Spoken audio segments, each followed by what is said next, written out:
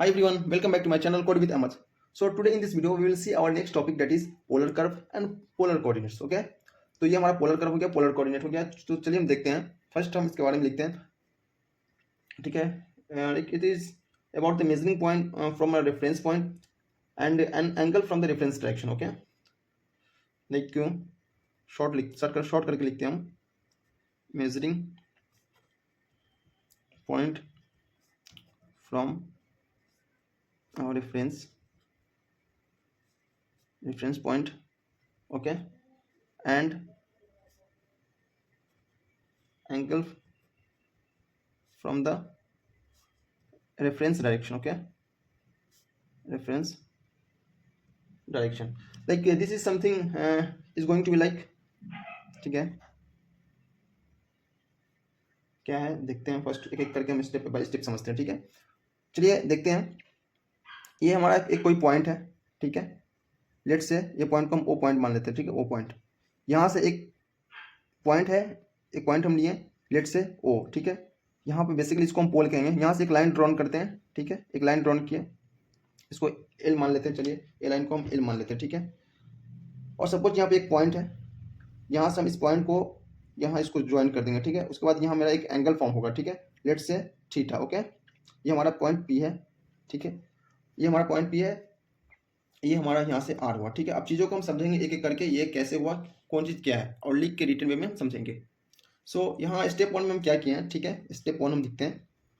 Step one में हम क्या लिखे, इनिशियल रेफरेंस लाइन लिखिए. ये हमारा इनिशियल रेफरेंस लाइन है जो चूज किया हम spotting as a point O. ठीक है, जिसको हम पोल कहते हैं. ठीक है, तो चलिए हम इसको लिखते हैं.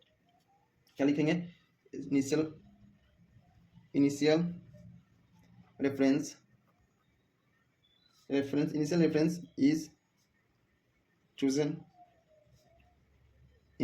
is chosen by spotting a by spotting a point O in the plane, इसको कहते हैं called as the pole. Okay, first हम ये पॉइंट कंसीडर किए हैं. ठीक है, एक इनिशियल रेफरेंस पॉइंट दिए हम जिसको पॉइंट कंसीडर किए हैं. ठीक है, ओ. ठीक है, जिसको हम कहेंगे पोल. ये हमारा फर्स्ट स्टेप हो गया.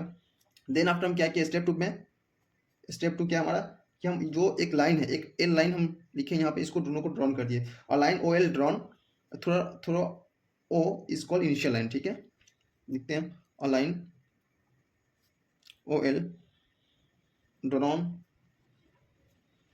through O is called the initial line. Okay, ये हमारा हो गया. स्टेप थ्री क्या किया है, स्टेप थ्री क्या, अब हम एक पी पॉइंट, यहाँ पर हमारा पी पॉइंट है और उसको यहाँ से हम ऐड कर दिए. ठीक है, तो if P is a given, suppose यहाँ पे कोई पॉइंट दिया हमको पी. ठीक है, इफ सपोज कि if P is any given point in the plane, join the point O and P with the result and angle form O. ठीक है, यहाँ पे एक एंगल हमारा फॉर्म होगा, दैट इज कॉल्ड थीटा, जो हम उसको थीटा माने. ठीक है, तो सपोज कि अगर एक पॉइंट है, if point P is given, is any कोई भी गिवन, एनी गिवन पॉइंट है, given point in the plane. ठीक है, इसको ज्वाइन कर देंगे हम ओ एंड पी को ज्वाइन कर देंगे विद द रिजल्ट. जो हम ओ एंड पी को ज्वाइन करेंगे तो हमारा एक रिजल्ट एंगल, यहाँ पे हम ओ पॉइंट पे हमको एक एंगल फॉर्म होगा, जो इसको हम मान लिए थीटा. ठीक है, तो यहाँ हम लिख देते हैं plane join the points O and P with the result. इसलिए हम लिख रहे हैं कि ये लिखेंगे तो आपको अच्छे से क्लियर हो जाएगा. ठीक है, with result and angle is form, कहाँ पे फॉर्म होगा एंगल, ओ पॉइंट, ओ पोल पे. ठीक है, फॉर्म एट ओ. ठीक है, ये किया हम. उस पर नेक्स्ट हमारा क्या हुआ कि हमारा नेक्स्ट ओपी है, जो भी ओपी हमारा डिनोटेड, क्या इसको डिनोट किया, क्या है, डिनोटेड बाय आर, जो उसको हम कहेंगे रेडियस वेक्टर कहेंगे. ठीक है, radius vector of point P. उसके बाद फिर हमारा एंगल फॉर्म होता है, क्या हमारा एंगल फॉर्म होता है, एल ओ पी. ये हमारा एंगल फॉर्म होता है, जो उसको डिनोट किससे किया जाता है, थीटा से. ठीक है, थीटा से डिनोट किया गया है. अब इसको यहाँ लिख भी सकते हैं कि हमारा ओ पॉइंट जो है, ओ जो क्या हमारा पोल है. चलिए, एक ओ हमारा पोल है, ठीक है, जो भी हमारा ओ एल है, ओ एल, इसी को हम इनिशियल लाइन कहेंगे, ठीक है, इनिशियल लाइन, ठीक है, ये हमारा इनिशियल लाइन हो गया। और उसके बाद जो भी हमारा आर है, ठीक है, इसको नेक्स्ट स्टेप में देखेंगे हम, ठीक है, हमारा आर क्या है। सो स्टेप 4 में हम स्टेप 4 देखेंगे, स्टेप 4 देखेंगे, स्टेप 4 हमारा, सो स्टेप 4 में हमारा ये है कि ये जो हमारा ओ और पी पॉइंट है, ठीक है, जो भी हमारा लेंथ 4 में जो लेंथ है, जो लेंथ हमारा 4 पॉइंट में का जो लेंथ है ओ पी, इसको डिनोटेड बाई आर, जिसको हम कहेंगे radius vector of point P, ठीक है। ओ एल जो हमारा लेंथ है, जो इसको डिनोटेड करते हैं किसी आर से, जिसको हम रेडियस वेक्टर करते हैं किसी पॉइंट पी पे, ठीक है। और जो भी एंगल हमारा फॉर्म हो रहा है, जैसे एल ओ पी जो एंगल फॉर्म हो रहा है उसको हम डिनोट करते हैं थीटा से, ठीक है, इन एंटी क्लॉकवाइज, ठीक, डायरेक्शन को, उसको हम उस एंगल को कहते हैं विक्टोरियल एंगल, ठीक है। तो ये पॉइंट हम लिखेंगे स्टेप 4 में। तो स्टेप 4 में क्या, लेंथ, जो हमारा लेंथ है, length of O P denoted by R is called the radius vector. Because ये सब जानना जरूरी है, क्योंकि नेक्स्ट हम जो रिलेशन पढ़ेंगे उसमें बहुत ज़्यादा इंपॉर्टेंट होगा, ठीक है। पोलर और कार्टेशियन में जो रिलेशन पढ़ेंगे उसमें बहुत ज़्यादा इंपॉर्टेंट है, इसलिए हम इसको स्टेप बाय स्टेप लिख लें कि चीज़ों को आपको समझ में अच्छे से है, ठीक है। तो length of OP denoted by R is called radius factor बोलते हैं उसको, ठीक है, किस पॉइंट पे, ऑफ द पॉइंट पी, ठीक है, ये हमारा हो गया। एंड जो हमारा एंगल फॉर्म होता है, एंगल जो हमारा फॉर्म हो रहा है, क्या एंगल फॉर्म हो रहा है हमारा, एल ओ पी, जो हमारा एंगल फॉर्म हो रहा है एल ओ पी, जिसको डिनोटेड बाई थीटा से डिनोट किए हम, थीटा से, ठीक है, जो मेजर किया जाता है, measure in the anti clockwise direction, anti clockwise direction. हाँ, हो सकता है आपको हैंड राइटिंग समझ में नहीं है, लेकिन मैथ में ज़्यादा इंपॉर्टेंट है कि कॉन्सेप्ट समझे, ठीक है, हैंड राइटिंग तो सेकेंडरी चीज़ है, ठीक है। अगर कोई पॉइंट आपको समझ में नहीं आया तो हम सारे पॉइंट को हम एक बार बोलते हैं फिर लिखते हैं, ठीक है। तो आप पॉज करके वीडियो को देख सकते हैं, ठीक है। Anti clockwise direction is called, जो हमारा एंगल फॉर्म होगा एंटी क्लॉकवाइज पे उसको हम बोलेंगे vectorial, call the vectorial angle उसको बोलते हैं, ठीक है, वेक्टोरियल एंगल, ठीक है, वेक्टोरियल, इसको बोलेंगे क्या, वेक्टोरियल एंगल, ठीक है। चलिए यहाँ आप लिख देते हैं एंगल हमारा L O P equal to theta, जिसको हम कहेंगे वेक्टोरियल, इसको हम थीटा से नोट किए थे ना, वेक्टोरियल एंगल। और आर इक्वल टू हमारा क्या था, ओपी था हमारा लेंथ, ओपी हमारा लेंथ था, ठीक है, उसको हम बोलेंगे क्या, रेडियस फैक्टर, ठीक है, ये हमारा रेडियस फैक्टर। नेक्स्ट देखेंगे हम।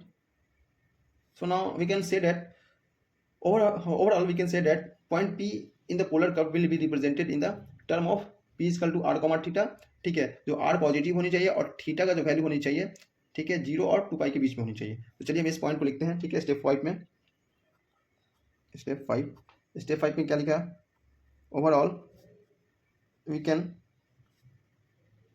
से that point P in polar curve will be represented in the terms of P equal to R comma theta, ठीक है, आर कॉमा थीटा, जो हमारा आर होना चाहिए पॉजिटिव होगा, पॉजिटिव, और थीटा की वैल्यू, जो थीटा की वैल्यू है जो हमारा 0 और 2 पाई के बीच में होनी चाहिए। तो ये हमारा रहा पोलर कर्व और पोलर कोऑर्डिनेट। अब इसके बाद हम इसके बीच में रिलेशन देखेंगे, रिलेशन बिटवीन कार्टेशियन कोऑर्डिनेट, जो कार्टेशियन कोऑर्डिनेट मतलब x, y में होगा, ठीक है, और polar coordinate means r, theta में होगा। तो हम नेक्स्ट देखेंगे रिलेशन बिटवीन, ठीक है। सो रिलेशन बिटवीन,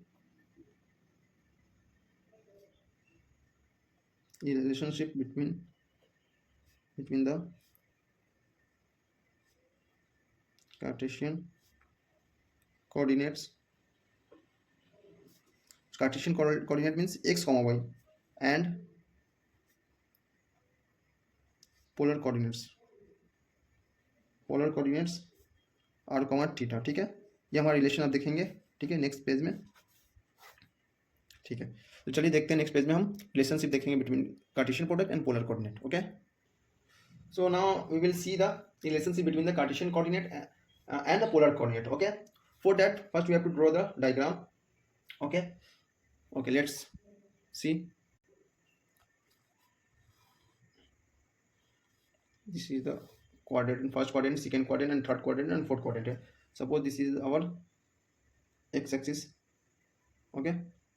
y-axis. ठीक है. और ये हमारा एक्स एक्सिस हो गया, हमारा वाई एक्सिस हो गया, ये हमारा पोल हो गया. ठीक है. तो अब यहाँ से देखेंगे कि चीज़ों को कैसे इन चीज़ों से कैसे रिलेशन निकाला जाता है. ठीक है. सो लेट्स से एक दो पॉइंट है. ठीक है. कहीं पे पोल दो पॉइंट है इन प्लेन में. ठीक है. जो एक कार्टेशियन फॉर्म में है, एक्स कॉमा वाई में है, एक पोलर फॉर्म में है. ठीक है. जो आर कॉमा थीटा में. तो लेट्स से यहाँ पे एक पॉइंट है, पॉइंट पी. ठीक है. तो यहाँ पी में एक है एक्स कॉमा वाई में. ठीक है. दूसरा पॉइंट हमारा है आर कॉमा थीटा में. ठीक है. ये पॉइंट है. ठीक है. ये पॉइंट हमारा पोल से ज्वाइंट हो गया. ठीक है. ये हमारा पॉइंट पोल से ज्वाइंट हो गया. Where the origin is taken as the pole and the x axis taken as the initial line. ठीक है. तो ये हमारा origin हो गया, ये हमारा initial axis हो गया. यहाँ से हम एक लाइन ड्रॉ करेंगे. ठीक है. ठीक है. लाइन ड्रॉ करेंगे. इसको हम Q मान लेते हैं. लेट्स से Q. ठीक है. यहाँ पे जो हमारा एंगल फॉर्म हुआ वो हमारा थीटा हो गया. ठीक है. ये हमारा थीटा हो गया, ये हमारा Q हो गया. ठीक है. ये पॉइंट हमारा P हो गया. ठीक है. तो अब यहाँ से चीज़ों को देखेंगे कैसे यहाँ से रिलेशनशिप हम निकाल सकते हैं. ठीक है. तो फ्रॉम द फिगर यहाँ हम लिख देते हैं from the figure we have क्या क्या हमारे पास है. We have O Q equal to let's say ये हमारा x हो गया, ये हमारा y हो गया. O Q equal to x है and P Q equal to p and q. O Q equal to x and P Q equal to y. ठीक है. और also from the right angle, ये हमारा राइट एंगल बनेगा. Also from the right angle triangle O Q P. Okay. O Q P we have cos theta is equal to O Q divided by O P. O Q divided by यहाँ से देखें तो cos theta is equal to O Q divided by O P. तो O Q divided by O P. O Q is nothing but x, O P is reference. ठीक है. Are जिसको हम already यहाँ पर बोल चुके हैं रेडियस फैक्टर है. ठीक है. आर हमारा रेडियस फैक्टर है. तो आर तो divide by O P equal to R. ठीक है. यहाँ से हम एक्स निकालेंगे तो एक्स इजकल टू हमारा तो आएगा आर कॉस थीटा. ठीक है. इसको हम 1 मान लेते हैं. Let's say 1. Okay. Again sine theta equal to Q P. यहाँ से देखिए आप हमारा Q P and O P. ठीक है. यहाँ से राइट एंगल ट्रायंगल से देखेंगे साइन थीटा फार्मूला लगाएंगे, फिर कॉस थीटा फार्मूला लगाएंगे. तो sine theta equal to Q P by O P हो गया. यहाँ कॉस थीटा लगाया तो O Q by P O P था. ठीक है. ओ पी था. तो यहाँ पर हम क्यू पी क्या है, हमारा क्यू पी क्या है, वाई है. ओ पी हमारा क्या है, आर है. तो हम यहाँ से वाई निकालेंगे तो वाई इजकल टू आ जाएगा हमारा आर साइन थीटा. इसको हम 2 मान लेते हैं. ठीक है.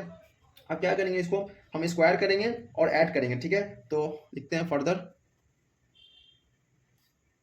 बाई स्क्वायरिंग एंड एडिंग 1 को एंड 2 को वी गेट हम दोनों को ऐड करेंगे और स्क्वायर करेंगे. ठीक है. ऐड करके स्क्वायर करें तो एक्स स्क्वायर प्लस यहाँ से वही करेंगे तो वाई स्क्वायर. ठीक है.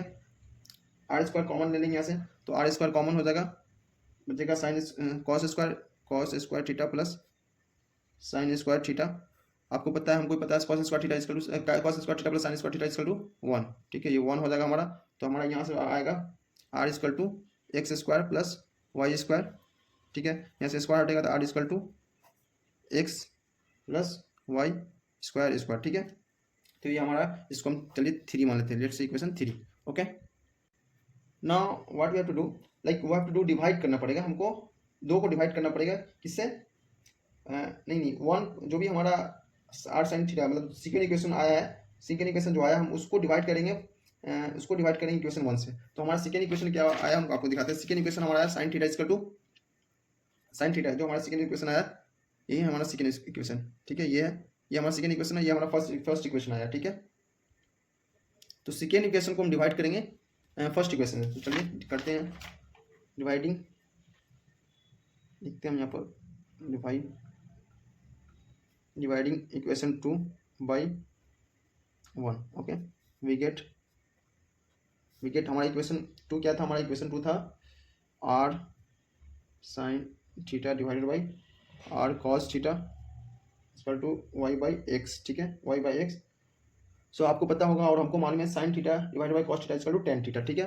तो we can write like this, ठीक है। यह हमारा आर से आर कैंसिल हो जाता है, sine theta divide by cos theta equal to tan theta equal to y by x. हम एंगल निकालें, थीटा निकालेंगे तो tan inverse y by x, ठीक है। तो ये हमारा इक्वेशन 4 आ गया, ठीक है। तो अब हम देख सकते हैं इक्वेशन 3 और 4 को और 1 और 2 को, इससे क्या हमको समझ में आता है। So if you see the equation 1 and 2 then you will get to know the equation 1 and 2 determines the Cartesian coordinate in the term of polar coordinate, ठीक है। और अगर हम वही 4 को देखेंगे तो और 3 और 4 को, तो हमारा दिखाई दे रहा है पोलर कोऑर्डिनेट्स है in the term of Cartesian coordinates, ठीक है। तो हम सारे पॉइंट को लिखेंगे कि जो भी हमारा इक्वेशन 1 है और इक्वेशन 2 है वो कार्टेशियन कोऑर्डिनेट है, मतलब एक्स और वाई के टर्म में, सॉरी एक्स और वाई वाला जो भी होता है उसको कार्टेशियन कोऑर्डिनेट बोलते हैं। लेकिन यहाँ पर जो हमारा है, जो भी है हमारा इक्वेशन 1 and 2 क्या कहा है, कार्टेशियन कोऑर्डिनेट है but in the term of polar coordinate, मतलब पोलर कोऑर्डिनेट मतलब आर कॉमा थीटा में। यहाँ पर देखिए ये एक्स है, वाई है, तो ये हमारा कार्टेशियन कोऑर्डिनेट हुआ, बट किसके टर्म में, आर और थीटा के टर्म में। यहाँ भी देखते हैं वाई है और आर और थीटा के टर्म में, तो ये कार्टेशियन कोऑर्डिनेट हमारा किसके टर्म में है, पोलर कोऑर्डिनेट के टर्म में। अब वहीं अब हमको देखेंगे इक्वेशन 3 को और इक्वेशन 4 को, तो आप देख सकते हैं ये पोलर कोऑर्डिनेट है but in term of cartesian coordinate, मतलब ये हमारा आर हो गया, ये हमारा आर आया, ये आर है हमारा, तो ये हमारा पोलर कोऑर्डिनेट हो गया but in term of cartesian coordinate है, ठीक है। तो ये हमारा यहाँ से रिलेशन निकलता है। चलो, तो यही पॉइंट को हम नेक्स्ट स्टेप में लिखेंगे। और तो सिंपली हम लिख सकते हैं यहाँ इक्वेशन 1 and 2 डिटरमाइन द, क्या बता हमको, Cartesian coordinate in terms of polar coordinates, okay.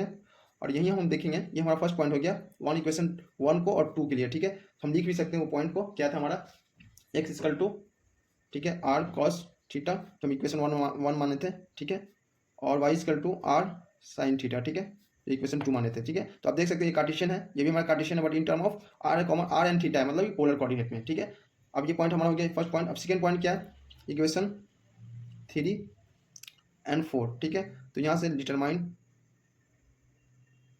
The, अब यहाँ डिटरमाइन द क्या, अब यहाँ पे x था, यहाँ पर r कॉमन थीटा, मतलब कि हम पोलर कोऑर्डिनेट में, पोलर कोऑर्डिनेट मिला इन term of Cartesian, in the terms of Cartesian coordinates, ठीक है। तो हम लिखेंगे in the polar coordinates in terms of Cartesian coordinates in terms of Cartesian coordinate, ठीक है। तो ये भी पॉइंट हम लिख सकते हैं, ठीक है। X square plus Y square आया था जो इक्वेशन 3 आया था, ठीक है। और उसके बाद दूसरा इक्वेशन क्या है, थीटा, जो हमारा ये पोलर में है but in term of cartesian coordinate में, ये हमारा क्या आया था, tan inverse y by x, ठीक है, ये हम 4 माने थे, ये हुआ। उसके बाद like apart from this it is also evident that is the function of theta है, जो r हमारा डिपेंड कर रहा है थीटा के ऊपर, ठीक है। तो हम उसको कैसे लिख सकते हैं, अब हम नेक्स्ट में देखेंगे, ठीक है। चलिए यहीं पे हम लिख सकते हैं पॉइंट 3 करके, क्या कि like it is the evident that r is the function of theta, means r is dependence on theta and the equation is from r is equal to f theta, और इसको लिख सकते हैं f is equal to r comma theta is equal to c, ठीक है। इसको हम ये भी बोल सकते हैं, this kind of equation is name as polar curve और polar like equation of polar curve और पोलर कर्व, ठीक है। तो इसको हम कह सकते हैं पोलर कर्व और इक्वेशन ऑफ पोलर कर्व, ठीक है। पोलर कर्व भी कह सकते हैं और इक्वेशन ऑफ पोलर कर्व कह सकते हैं। सो ये हमारा आज का टॉपिक रहा।